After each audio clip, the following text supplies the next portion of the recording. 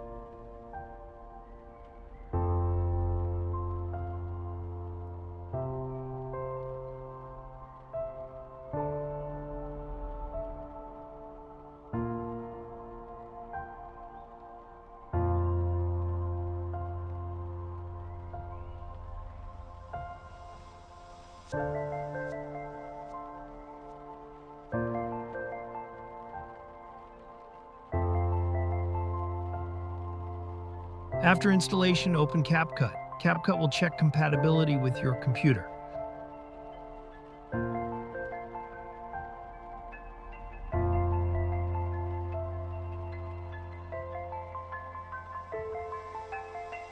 That's it. I hope this video was helpful to you. Hit like and subscribe. Bye.